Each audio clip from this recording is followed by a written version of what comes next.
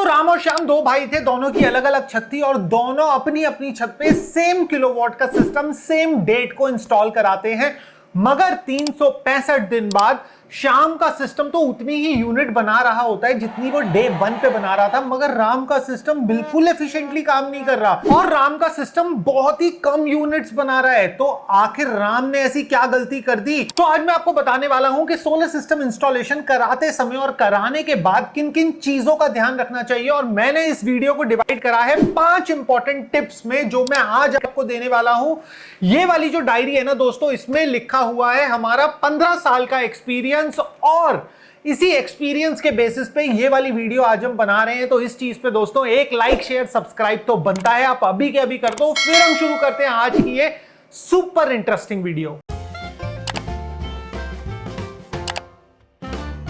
तो वीडियो की शुरुआत करते हैं सबसे पहले पॉइंट से, जो है शैडो फ्री एरिया। तो अगर आप लोगों में से कुछ लोग जो ये वीडियो देख रहे हैं और वो नया मकान बनवा रहे हैं, तो उनको मेरी एक सलाह है, मकान में आपकी छत पे एक मूटी निकलती है, उस मूटी को आप अपने घर में कोशिश करो कि उसको नॉर्थ साइड में ही रखना, क्योंकि जो हमारे यहाँ पे सोलर पैनल लगते हैं वो साउथ फेसिंग लगते हैं। तो बहुत सारे लोगों को ये दिक्कत का सामना करना पड़ता है कि अगर आपकी साउथ डायरेक्शन में मूटी खुल रही होती है तो उस मूटी की शैडो आपके सोलर पैनल्स पे आती है और आपकी छत का एक मेजर चंक, एक मेजर हिस्सा बेकार चला जाता है, जहां पे हम सोलर इंस्टॉलेशन नहीं कर सकते।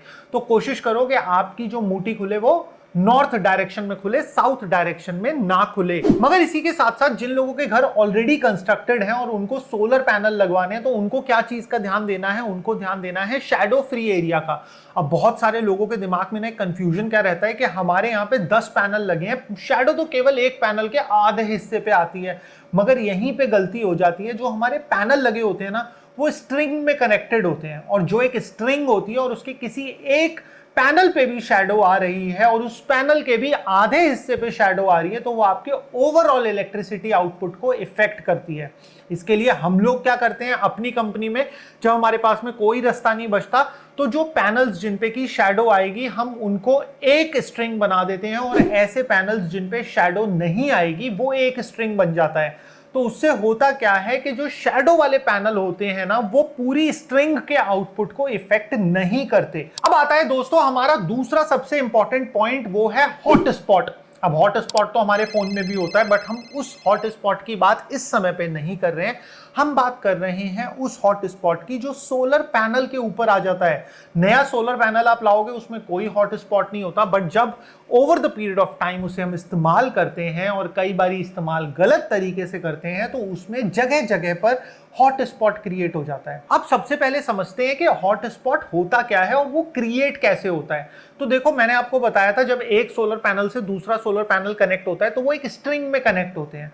उसी तरीके से ये है बात सोलर पैनल की, बट उसी तरीके से सोलर पैनल के अंदर जो सोलर सेल्स कनेक्टेड होते हैं वो भी स्ट्रिंग में कनेक्ट होते हैं। अब होता क्या है कि एक आपका बड़ा पैनल है, उसमें काफी सारे छोटे छोटे सोलर पैनल्स लगे हुए हैं, और एक सोलर पैनल पे ज्यादा डस्ट आ गई है। ये यूजुअली होता है सोलर पैनल के कॉर्नर्स में, या फिर कहीं पे ज्यादा बर्ड ड्रॉपिंग्स इकट्ठी हो जाएं उस जगह पे। ज्यादातर ये डस्ट की वजह से कॉर्नर्स में ही देखा जाता है। तो अगर एक सोलर सेल आपका किसी वजह से पूरे तरीके से ढक गया है और बाकी के सोलर सेल्स आपके एक्सपोज्ड है सनलाइट में, तो वो तो अपना प्रॉपर काम कर रहे हैं, वो अपनी प्रॉपर बिजली बना रहे हैं। बट एक जो फॉल्टी सोलर पैनल है जिसके ऊपर बहुत ज्यादा डस्ट है, वो उतनी इलेक्ट्रिसिटी नहीं बना रहा। तो वो क्या करता है, जो एक्सेस इलेक्ट्रिसिटी है बाकी सोलर सेल्स की, उसको कंज्यूम करने लग जाता है और एज अ रेजिस्टेंस क्रिएट कर देता है। और रेजिस्टेंस जहां कहीं पे भी क्रिएट होगी वहां पे हीट जनरेट ऑटोमेटिकली होने लगेगी, और इसी चीज को बोला जाता है रिवर्स बायस। और जब कभी भी सोलर पैनल के अंदर हीट जनरेट होगी और वो हीट डेसिपेट निकल नहीं पाएगी, तो वहां पे क्या होगा, या तो आपका ग्लास ऊपर से क्रैक हो जाएगा, या फिर जब आप सोलर पैनल को ऑब्जर्व करोगे तो आपको बर्निंग दिखाई देगी, जला हुआ सेल भी दिखाई देगा, या फिर जो स्ट्रिंग होती है, जो हमारी सिल्वर लाइनिंग होती है सोलर पैनल के ऊपर, वो भी कई कई जगह से आपको जली हुई दिख सकती है। और मोस्ट ऑफ द टाइम तो ये चीज को आइडेंटिफाई नेकेड आई से कर पाना काफी मुश्किल होता है। जब तक कि हॉट स्पॉट आपका बहुत बड़ा ना बन जाए तब तक ये दिखाई नहीं देता। और कई बार हॉट स्पॉट आइडेंटिफाई आप सोलर सेल के बैक साइड से भी कर सकते हो, जहां पे जो उसकी विनाइल की लेयरिंग होती है, सोलर पैनल के पीछे व्हाइट कलर की जो शीट लगी हुई होती है, उसमें भी जलने की वजह से बबल्स क्रिएट हो जाते हैं। तो आपको वहां से भी हॉट स्पॉट का पता लग सकता है। तो कोई भी जो एक सोलर पैनल होगा जिसमें हॉट स्पॉट क्रिएटेड होगा, ऑटोमेटिकली उसकी एफिशिएंसी ड्रॉप होगी, और वो सोलर सेल या फिर वो सोलर पैनल पूरा का पूरा जिसकी एफिशिएंसी ड्रॉप होगी, वो पूरी स्ट्रिंग की एफिशिएंसी को ड्रॉप कर देगा। तो इस चीज का भी खास करके ध्यान रखना है। और यही एक रीजन होता है कि जब भी हम सोलर इंस्टॉल कराते हैं, एटलीस्ट 5 साल की जो उसकी मेंटेनेंस होती है वो आप सोलर इंस्टॉलर को ही दो। लॉन्ग रन में वो आपको फायदा ही देगी लॉस के कंपैरिजन में। मगर अब मैं आपको बताऊं कि इस हॉट स्पॉट को आप अवॉइड कैसे कर सकते हो। इसको अवॉइड करने का सबसे अच्छा तरीका है सोलर पैनल की थॉरो क्लीनिंग। थॉरो क्लीनिंग कैसे होगी कि कई बार हम पानी तो मार देते हैं, मगर जो डस्ट सोलर पैनल से बहकर आती है वो नीचे साइड्स में एक्यूमुलेट हो जाती है। मगर बहुत सारे सोलर की जो कंपनीज हैं जो सोलर पैनल्स बनाती हैं, वो अपने नीचे वाले हिस्से में ना सोलर सेल्स नहीं लगा के देती, वहां पे बफर छोड़ती हैं, गैप छोड़ती हैं। तो अगर वो गैप है और कोनों में डस्ट एक्यूमुलेटेड है तो कोई दिक्कत नहीं है। बट कई बार क्या होता है, पुराने जो सोलर सेल्स आते थे उनमें गैप नहीं होता और नीचे की तरफ डस्ट एक्यूमुलेट हो गई और नीचे की तरफ सेल्स जलने लगते हैं और वहीं पे आपका हॉट स्पॉट क्रिएट हो जाता है। तो इस चीज का ध्यान रखना कि सोलर पैनल जब कभी भी साफ करो तो बर्ड ड्रॉपिंग्स को जरूर साफ करो, घिसके मत निकालो, थोड़ी देर पानी छोड़ दो, फिर उसके बाद में इजीली क्लीन हो जाएंगी। और उसी के साथ साथ जो कॉर्नर्स में डस्ट एक्यूमुलेट हो जाती है उसको भी साफ करना मत भूलो। अब बात करते हैं दोस्तों तीसरे पॉइंट की। जो सबसे इंपॉर्टेंट पॉइंट है वो मैं लास्ट में 5th नंबर पे आपको बताऊंगा, बट जो तीसरा पॉइंट है ये भी कम इंपॉर्टेंट नहीं है। तीसरा पॉइंट है हमारा डाउन टाइम का।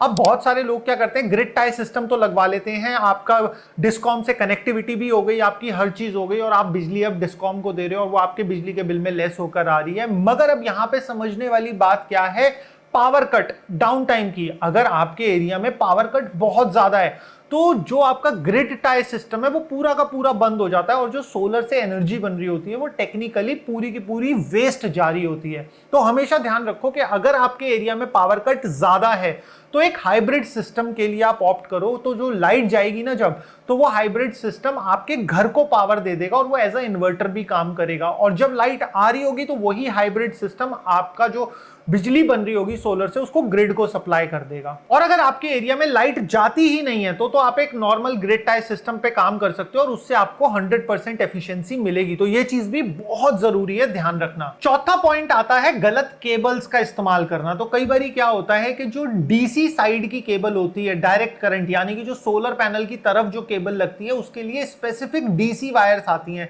जिसमें कि आपका इलेक्ट्रिसिटी का लॉस बहुत कम होता है, मिनिमम होता है। अगर आप डीसी साइड की वायर में प्रॉपर वायर ना यूज करके एसी साइड या फिर कोई भी आम वायर लगा दोगे तो वहां पे आपका पावर लॉस होना चालू हो जाएगा। तो हमेशा ये चीज ध्यान रखो कि जब कभी भी आप डीसी साइड की बात करो तो हमेशा हमेशा हमेशा डीसी वायर्स का ही यूज करो। अब आते हैं दोस्तों अपने 5वें और सबसे इंपॉर्टेंट पॉइंट की तरफ। जिस दिन आपने अपना सोलर लगवाया तो आजकल जितने भी इन्वर्टर्स होते हैं उनमें वाईफाई फैसिलिटी होती है, वो वाईफाई इंटरनेट से कनेक्ट हो जाते हैं और उसी के साथ साथ उनकी एक एप्लीकेशन होती है जो आपके फोन में इंस्टॉल हो जाती है और वो आपको आपका डेली आउटपुट बताते हैं कि आज कितनी यूनिट बनी, आज कितनी यूनिट बनी। तो ओवरऑल अगर मैं एक कॉमन कंपैरिजन की बात करूं, एक 3 किलोवाट का सिस्टम 10 से 12 यूनिट एक सनी डे पे बनाता है। अब आपको क्या करना है, उस ऐप को अपने फोन में इंस्टॉल करना है। डेली नहीं कर सकते तो एटलीस्ट हफ्ते में एक बारी खोल के उस ऐप को मॉनिटरिंग कीजिए कि आपका सोलर सिस्टम कितनी यूनिट जनरेट कर रहा है। तो अगर उसमें कोई एक डिक्लाइन आएगा तो आपको पता लग जाएगा कि यार यहाँ पे ना कुछ फॉल्ट चल रहा है, कोई दिक्कत चल रही है जिसकी वजह से हमारा सोलर से जो आउटपुट है वो डिक्रीज हो गया है। तो ये होती है कॉन्टिन्यूअस मॉनिटरिंग जो आपको अपने लेवल पे करनी होगी। और इस मॉनिटरिंग से आपके कई फायदे होंगे और उसमें से एक फायदा है कि कभी भी कोई फॉल्ट आएगा तो आपको जल्दी से जल्दी पता लग जाएगा। वैसे जो इन्वर्टर की ऐप आती है उनमें ऑटोमेटिक नोटिफिकेशन भी होती है कि कभी कोई स्ट्रिंग डाउन हो गई तो उसकी नोटिफिकेशन आपको मिल जाएगी। बट आप अपने लेवल पे डेली पावर आउटपुट चेक कर सकते हो और उससे आपको एक आइडिया भी हो जाएगा। कभी क्लाउडी होगा तो हो सकता है जो आपका 3 किलोवाट का सिस्टम होगा वो 10 से से 12 यूनिट की बजाय 6 से 7 यूनिट बनाएगा, तो आपको पता लग जाएगा कि आज क्लाउडी है इस वजह से। और कभी अच्छा सनी डे होगा तो आपका हो सकता है कि वो पूरी की पूरी 12 यूनिट भी बनाए। तो जब आप इस चीज को रेगुलर मॉनिटर करोगे तो आपको ये भी आइडिया लग जाएगा कि क्या सही टाइम है अपने सोलर पैनल्स को क्लीन करने का। तो जब आप देखोगे कि एफिशिएंसी ड्रॉप होती जा रही है डेली बेसिस पे, 15 दिन में और एफिशिएंसी ड्रॉप हो गई, तो जब आप एक फिजिकल लुक लोगे सोलर पैनल्स पे तो आपको पता लग जाएगा कि यार it is the time to clean, और फिर आप उसकी सर्विस करा सकते हो। तो रेगुलर चेक अपने पूरे के पूरे सोलर सिस्टम का फोन एप्लीकेशन पे, ये भी बहुत जरूरी है। मगर इस छोटी सी वीडियो में ना बहुत सारी चीजें कवर कर पाना अपने आप में मुश्किल है, मगर उस चीज के हल के लिए हमने एक डिटेल में वीडियो बनाई है जिसमें हमने solar structure, inverter, wires, panels, हर चीज के बारे में डिटेल में बताया है। अगर आप वो वाली वीडियो देखना चाहते हो तो देखो इस साइट पे आ रही होगी, आप इस पे क्लिक करके अभी के अभी देख सकते हो।